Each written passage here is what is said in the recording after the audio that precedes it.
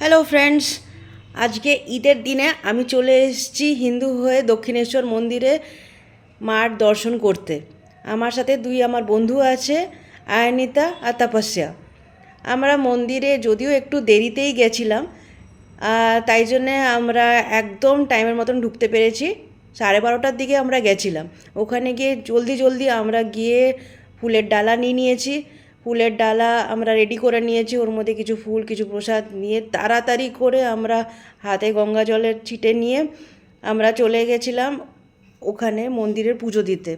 কিন্তু হ্যাঁ, বলে রাখি, ওখানে কোনো ক্যামেরা অ্যালাউড নেই, যেহেতু আমাদেরকে ক্যামেরাটা ডিপোজিট করেই এখানে আমাদেরকে যেতে হয়েছিল। তারপরে আমরা পুজো টুজো করে এসে আমরা কিছু ফটোশ্যুট করে তারপরে আমরা এগিয়ে গেছিলাম গঙ্গা মায়ের দর্শন করতে। এখানে তোমাদেরকে একটু চারিদিকেটা দেখিয়ে নিই, কত এখানে পরিষ্কার, একদম স্বচ্ছতা এখানে সুন্দর করে মেনটেন রেখেছে।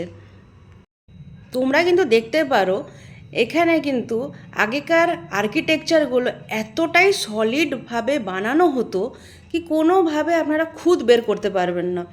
আজকালকার যেরকম বানায়, আজকাল কিছু বানালেই একটু ভেঙে পড়ে, নালে এখানে কিছু ক্র্যাক হয়ে যায়, কিন্তু এগুলো সেই যুগের বানানো আর আজও অবধি টিকে আছে।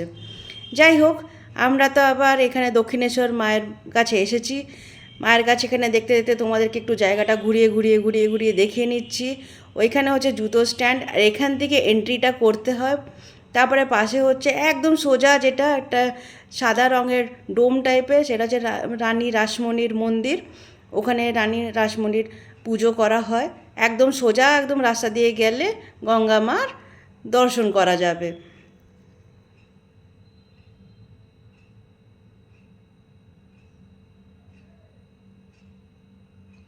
প্রচুর রোদ ছিল, তাই জন্য হয়তো আমার মুখটা একদম রোদের মধ্যে একটু এবড়ো খাবড়ো লাগছে। প্লিজ ওটাকে একটু ইগনোর করো।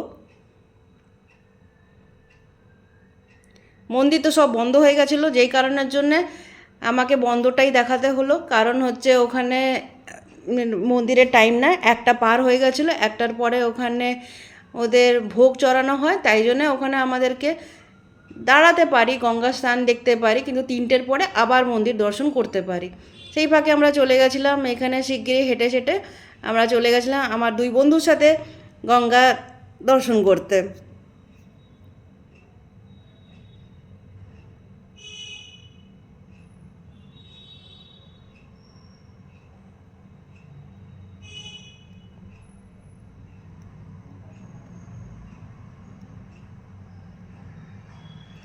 এটা হচ্ছে 12টা শিবলিঙ্গ, যেটা আপনি যখন মন্দিরের ভিতরে ঢুকবেন তখন আপনি যখন দর্শন করবেন তখন বুঝতে পারবেন কি মন্দিরগুলো 12টা শিবলিঙ্গ রাখা আছে আর ওখানে পুজো হয়। আর তার এই অপোজিট সাইডেই এখানে গঙ্গা নদীটা আছে, যেখানে অনেকজন ডুবকি দিতে যায়, জল নিতে যায়, স্নান করতে যায়। হ্যাঁ, স্নান করার সময় আবার সানসিল্ক নিয়ে যায়, যাতে একটু গায়ে চকচক চকচক করে স্নান করতে পারে। আগে তো আমি দেখতাম এখানে স্নান করার সময় এখানে অনেকজন মান্যত করার জন্যে 1 টাকা কয়েন্স ফেলতো, আর বাচ্চারা ঝাঁপ দিয়ে কয়েন্সগুলো নিয়ে আসতো, আর ওটা দেখে আমরা মজা পেতাম। কিন্তু এখনকার টাইমে এগুলো হয় না, ম্যাগনেট দিয়ে দেয়, একসাথে সব উঠে আসে, তাই জন্য আর ওই ঝাঁপ দেওয়াটা আর দেখা যায় না।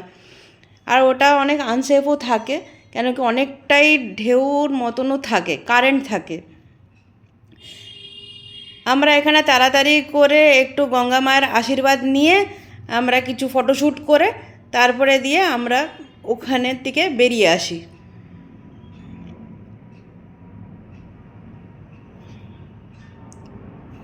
চলো, আবার দেখা হচ্ছে নেক্সট ব্লগে। আবার আমি আসবো আবার তোমাদেরকে অন্য কোনো নতুন জায়গা দেখাতে। টাটা, বাই বাই, ভালো থেকো তোমরা সবাই।